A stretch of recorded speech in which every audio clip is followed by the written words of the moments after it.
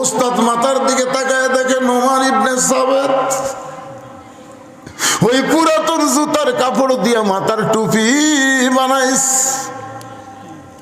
ওস্তাদ বুকের মধ্যে নিয়ে বলে, পাগল রে, এত মার মারলাম, একটা বার কি তুই বলতে পারিস না হুজুর জুতার কাপড় দিয়ে মাথার টুপি বানাইছি, তাহলে এক দুইটা মারতাম, এত তো মারতাম না।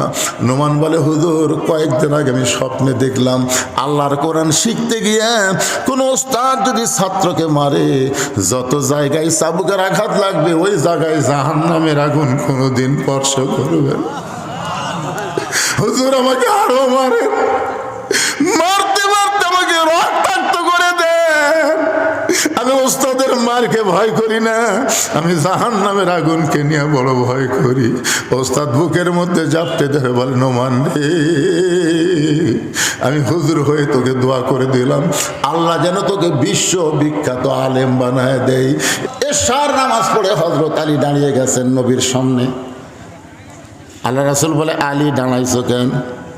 বলে, হুজুর এই দুনিয়াতে আল্লাহ 10 জনকে জান্নাতের সার্টিফিকেট দিছে, আপনি বলেন তো আমি আলী কি তার মধ্যে আছি? রাসূল বলতে, আলী রে, এই দুনিয়াতে 10 জনকে জান্নাতের সার্টিফিকেট দেওয়া হয়েছে, তার মধ্যে তুমি হলে 4 নম্বর ব্যক্তি। আলী বলতে যে, হুজুর আমি যদি 4 নম্বর জান্নাতের সার্টিফিকেট পাওয়া ব্যক্তি হই, তাহলে এখন থেকে যদি আল্লাহর হুকুমগুলো আমি বাদ দেই, আপনি বলেন তো এরপরেও কি আল্লাহ সার্টিফিকেট ঠিক রাখবে? আল্লাহ রাসূল মুচকে হাসিতে বলেন, আলী তুমি যদি সব বাদ দাও, আল্লাহ তোমাকে জান্নাত থেকে বাদ দিবার পারবে না। সাল্লাল্লাহু আলাইহি ওয়াসাল্লাম। আলী বলতেছে, ইয়া রাসূলুল্লাহ, হুজুর একবারে সব বাদ দেওয়া যায় না, আমি আজকে আপনার সামনে ওয়াদা করলাম এখন থেকে আর ফজরের নামাজ আমি পড়ব না, কারণ ফজরের নামাজ পড়তে আমার খুবই কষ্ট হয়। আজ থেকে যদি ফজরের নামাজ আমি বাদ দিয়ে দিই, আপনি বলেন তো এরপরেও কি আল্লাহ আলীকে জান্নাত দেবে?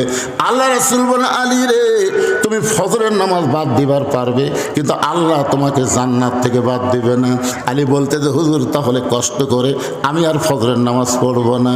এই কথা বলে হযরত আলী যখন মসজিদ থেকে বের হয়ে যায়, আবু বকর রাদিয়াল্লাহু নবীর কানে কানে বলতেছে, নবী গো, এত বড় বেয়াদবিপূর্ণ কথা। আলী বলল যে আজ থেকে ফজরের নামাজ পড়বে না, আপনি তারে শাসন না করে তাকে ছাইড়া দিলেন।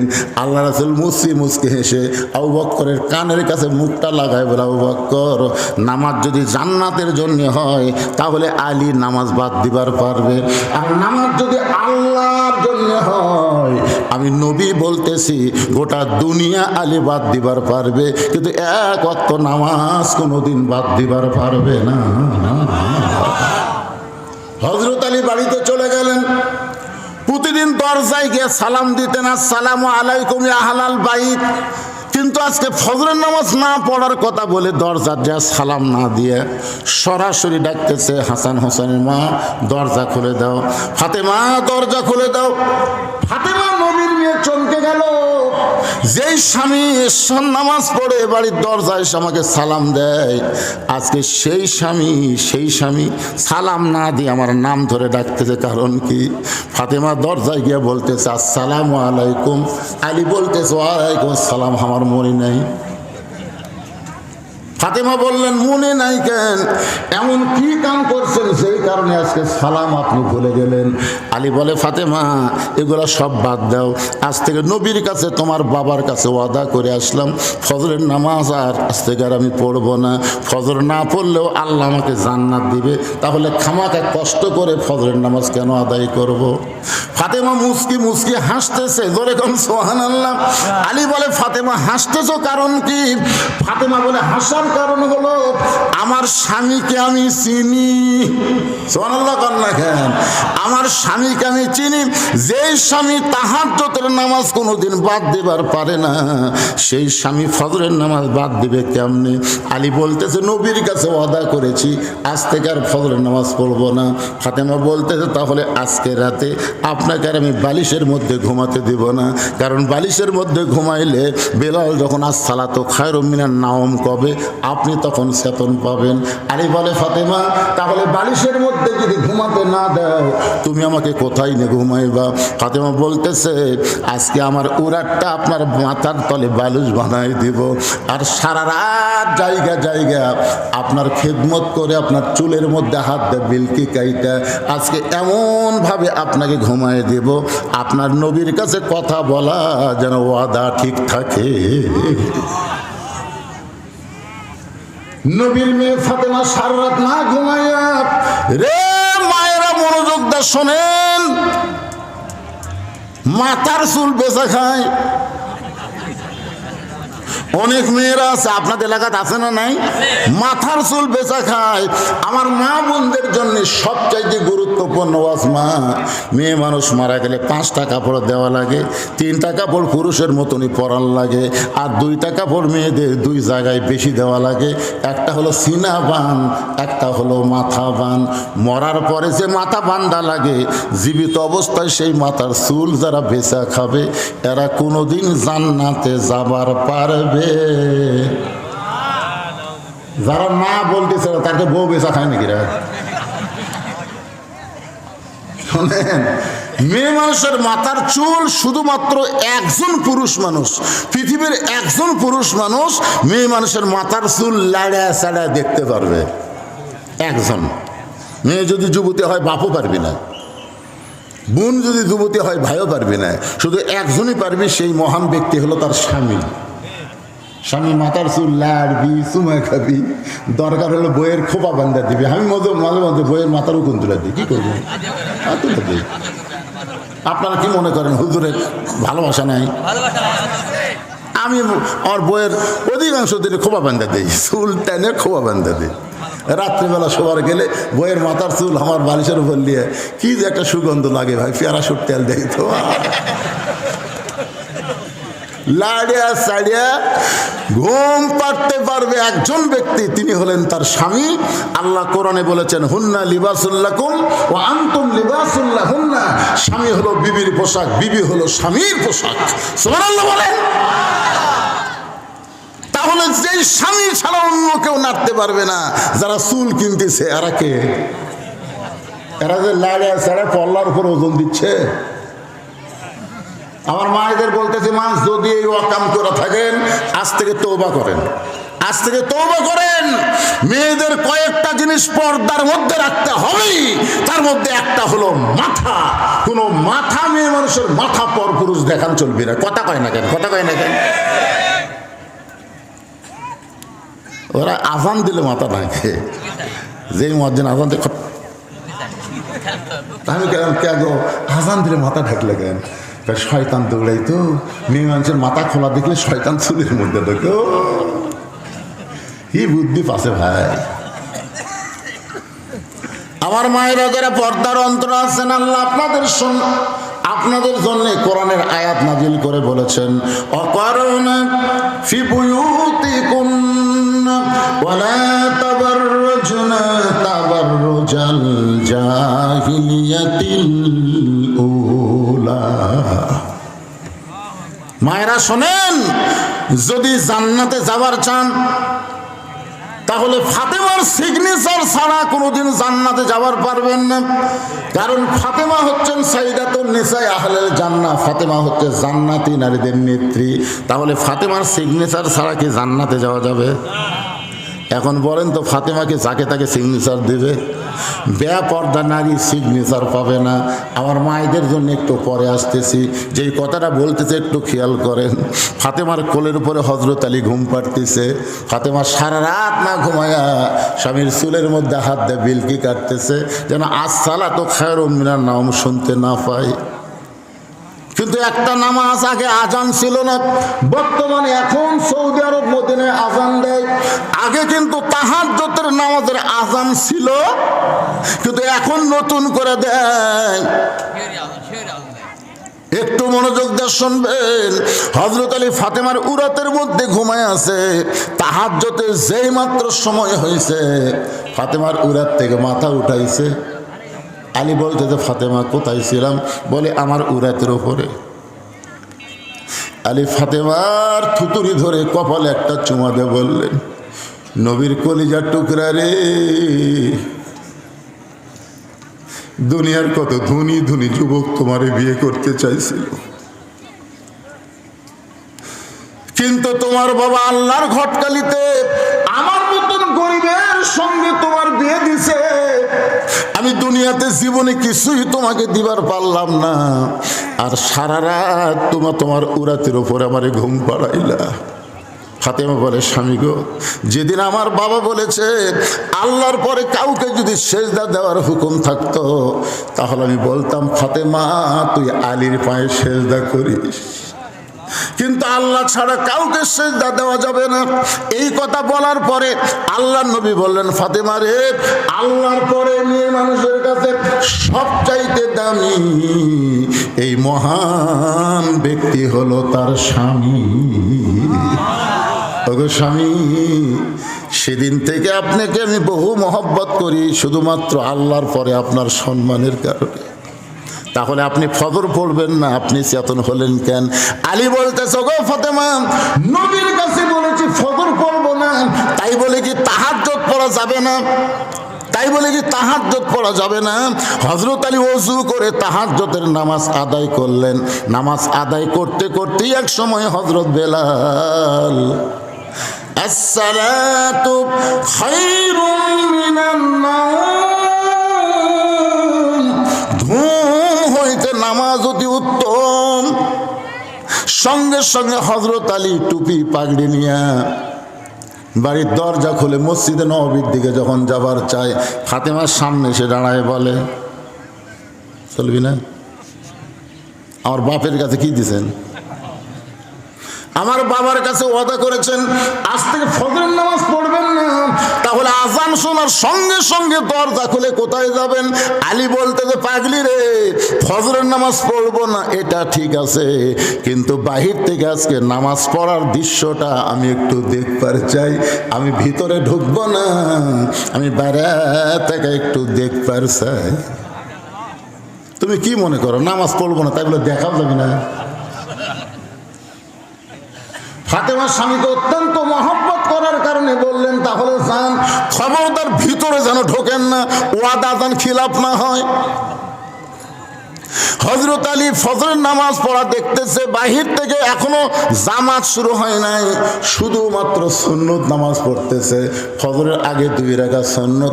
রাসূল বলেছেন এত দাম, আসমান জমিন বিক্রি করে দিলেও ওই 2 রাকাত সুন্নতের সমান হবে না। হযরত আলী লক্ষ্য করে দেখে মসজিদ নববীর বারান্দায় একজন সাহাবী, যার নাম হলো আবু যর গিফারি। জোরে বলেন নাম কি?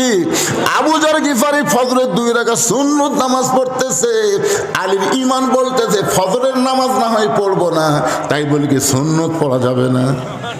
আবু যর গিফারির সুন্নত পড়া দিকে হযরত আলী বারান্দায় গিয়া তার সঙ্গে নামাজের নিয়ত করে 2 রাকাত সুন্নত নামাজ পড়ে জামাতের অপেক্ষায় চুপ করে বসে আছে। আবু যর গিফারি বলে, আলী ভাই, এশার নামাজের সময় নবীর সামনে ওয়াদা করলেন আপনি ফজরের নামাজ আজ থেকে পড়বেন না, তাহলে আপনি সুন্নত কেন পড়লেন?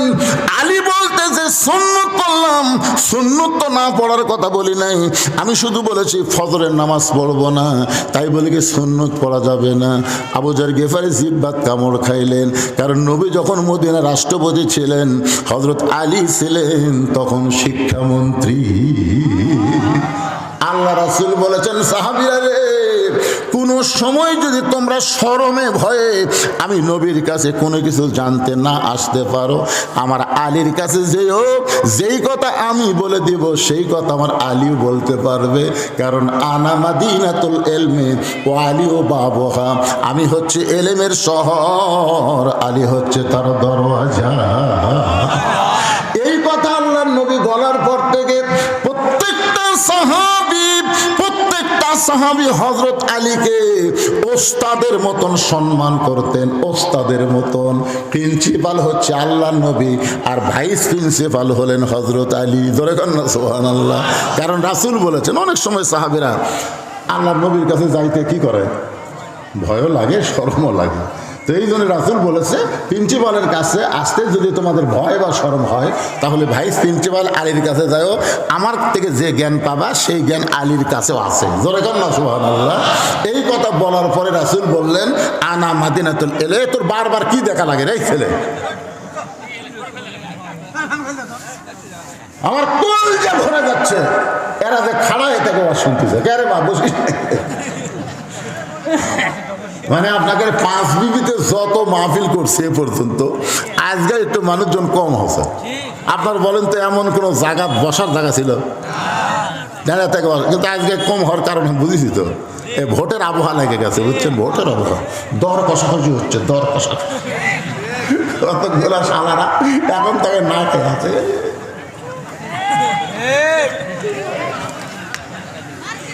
আপনারা এই ভোটের আগে যেন আর কোনো মাহফিল এলাকাত না করেন, বুঝলেন? আমি আছি তাই লোক আসেনি, তাহলে কি বুঝতেন? তাও আছে মাশাআল্লাহ, খারাপ হয়নি। কিন্তু এটা দর কষাকষি চলতেছে ভাই রে। আহারে, একটা বকরির মাথা মানুষ কয়বার বেচে? একটা গরুর মাথা কয়বার বেচে? আর একটা মানুষের মাথা হ্যাঁ তুই বেচতেছে ভাই। আমার বাড়ির যে কটা আছে সব তোর মার্কা দিয়ে দেব। আর এক মার্কা আছে আমার বাড়ি যে কটা মাথা সব খা, জন্মের খাওয়া খা।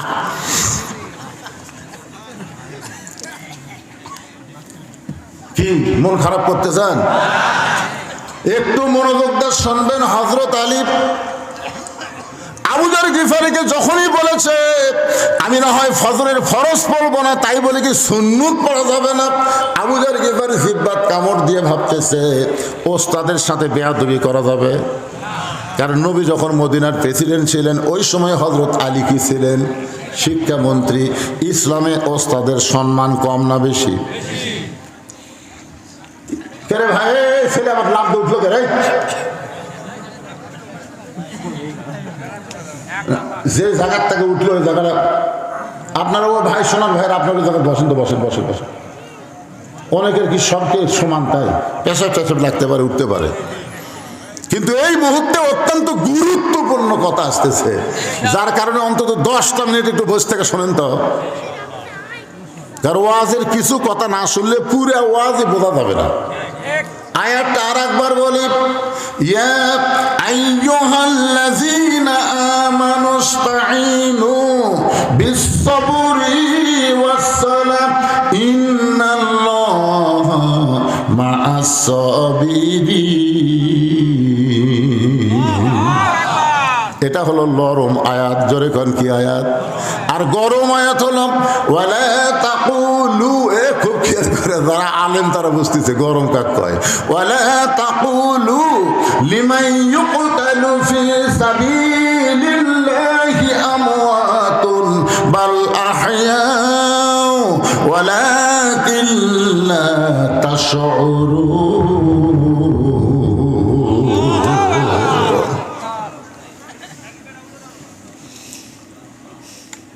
ইসলামে ওস্তাদের সম্মান কম না বেশি?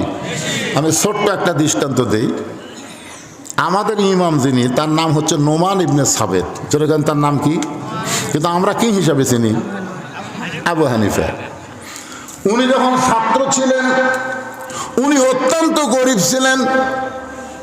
মাদ্রাসায় কোরআন শরীফ শিখতে গেছে, কিন্তু ওস্তাদ লক্ষ্য করে দেখে পায়ের মধ্যে জুতা নেই। মরুভূমির দেশে নোমান ইবনে সাবিত খালি পায়ে মাদ্রাসা আসে। ওস্তাদের দয়া হলো যে আমার এত সুন্দর ছাত্র, গরিবের সন্তান, পায়ের মধ্যে জুতা নাই। এদিন ওস্তাদ বলল, নোমান রে, আজকে মাদ্রাসা ছুটি হলে তুই আমার কামরায় যাবি। যে মাদ্রাসা ছুটি হয়েছে নোমান ইবনে সাবিত ওস্তাদের কামরায় গেলে ওস্তাদ চকির তল থেকে এক জোড়া পুরানা কাপড়ের জুতা বের করে বলতেছে, বাবা এই জুতা আমি পায়ে দিতাম, কিন্তু এখন পুরাতন হয়েছে, এই কারণে জুতা পায়ে দেই না বাজান, এই জুতাটা তোমারে দিয়ে দিলাম। এই জুতা পরে তুমি আগামীকাল থেকে মাদ্রাসায় আসবা। এই সূর্যের তাপে মরুভূমির বাড়ি উত্তপ্ত হয়, তোমার পায়ের তালুতে গরম লাগলে আমার বড় কষ্ট হয়। ওস্তাদ কেমন দয়া করে একটু চিন্তা করেন। নোমান ইবনে সাবিত ওই পুরাতন জুতা বগলের মধ্যে নিয়ে বাড়ির দিকে রওনা দিয়েছে। আর বারবার ইমান বলতেছে, যেই জুতা হুজুর পায়ে দিছে সেই জুতার যদি আমি পায়ে দেই তাহলে হুজুরের সম্মানে আমার বেয়াদবি হবে। হুজুর দিছে দেওয়ার জন্য আমিও দিব, কিন্তু দিব ঠিকই কোন জায়গায় দিব? বাড়ির যা চিন্তা করে ওই জুতার কাপড়, ওই জুতাটা কাপড়ের জুতা পরিষ্কার করে ওই জুতার কাপড় খুলে নোমার ইবনে সাবেত সারা রাত মাথার টুপি বানাইছে। ওই জুতার কাপড়ের টুপি মাথায় দিয়ে নোমান ইবনে সাবেত পরের দিন মাদ্রাসায় আইছে। ওস্তাদ পায়ের দিকে তাকায় দেখে জুতা নেই। মনে মনে চিন্তা করে, আমার পুরাতন জুতা বলে তুই ঘৃণা করছিস, আমার পুরাতন জুতা বলে তুই ফাইলা দিয়ে বাড়িতে গেছিস। মনে মনে জবান খুলে বলে, রে নোমান, মাদ্রাসার ছুটি হলে তুই আমার কামরায় যাবি। হাফিজি মাদ্রাসার বাচ্চাদেরকে ওস্তাদ যতই গরম হোক এরা কিন্তু পলাবে না, এরা সবসময় ওস্তাদের কাছেই থাকে। ধরে খান কথা ঠিক কিনা? মাদ্রাসা যেই মাত্র ছুটি হয়েছে নোমান ইবনে সাবেত হুজুরের কামরায় গেছে। চামড়ার চাবুক দিয়ে সমানে মার শুরু হয়ে গেছে। মারতে মারতে মারতে এক সময় চামড়া কেটে রক্ত বের হয়ে নোমানের জামা পর্যন্ত ভিজে গেছে রক্ত দিয়ে। ওস্তাদ মার বন্ধ করে বলে, বেটা রে, আমার যদি টাকা থাকতো বাবা তাহলে তোরে নতুন এক জোড়া জুতা কিনে দিতাম। আমার টাকা নাই বলে তোরে পুরাতন জুতা দিলাম, আর সেই জুতা তুই ঘৃণা করে পায়ে দিসনি, সেই জুতা তুই ফাইলা দিয়ে বাড়িতে গেছিস। এত মার মারতেছি তুই যে কিছুই বলিস না। নোমান বলে, হুজুর আপনি শুধু আমার পায়ের দিকে তাকান, একটা বার কি আপনি আমার মাথার দিকে দেখবেন না? ওস্তাদ মাথার দিকে তাকায় দেখে নোমান ইবনে সাবেত ওই পুরাতন জুতার কাপড় দিয়ে মাথার টুপি বানাইস। ওস্তাদ বুকের মধ্যে নিয়ে বলে, পাগল রে, এত মার মারলাম, একটা বার কি তুই বলতে পারিস না হুজুর জুতার কাপড় দিয়ে মাথার টুপি বানাইছি? তাহলে এক দুইটা মারতাম, এত তো মারতাম না। নোমান বলে, হুজুর কয়েকদিন আগে আমি স্বপ্নে দেখলাম আল্লাহর কোরআন শিখতে গিয়ে কোন ওস্তাদ যদি ছাত্রকে মারে যত জায়গায় চাবুকের আঘাত লাগবে ওই জায়গায় জাহান্নামের আগুন কোনোদিন স্পর্শ করবে। হুজুর আমাকে আরো মারে, মারতে মারতে আমাকে রক্তাক্ত করে দেন। আমি ওস্তাদের মারকে ভয় করি না, আমি জাহান্নামের আগুনকে নিয়ে বড় ভয় করি। ওস্তাদ বুকের মধ্যে জাপটে ধরে বলে, নোমান রে, আমি হুজুর হয়ে তোকে দোয়া করে দিলাম আল্লাহ যেন তোকে বিশ্ব বিখ্যাত আলেম বানায় দেয়। এই নোমান ইবনে সাবেত আর কেউ না, ইনি হলেন ইমামে আজম আবু হানিফা। যেই মাত্র হযরত বেলাল আকামত শুরু করেছে এমন সময় আল্লাহর কোরআন বলতেছে, কুমু লিল্লাহি কানিতিন, দাঁড়াও আল্লাহর জন্য, দাঁড়াও কানিতের আনুগত্য নিয়ে। কোরআনের এই আয়াত শোনার সঙ্গে সঙ্গে হযরত আলী এক দৌড়ে সামনে কাতারে আবু বকর ধর্মমন্ত্রী, হযরত ওমর আইন মন্ত্রী, এই দুই মন্ত্রীর মাঝখানে হাত ঢুকাইয়া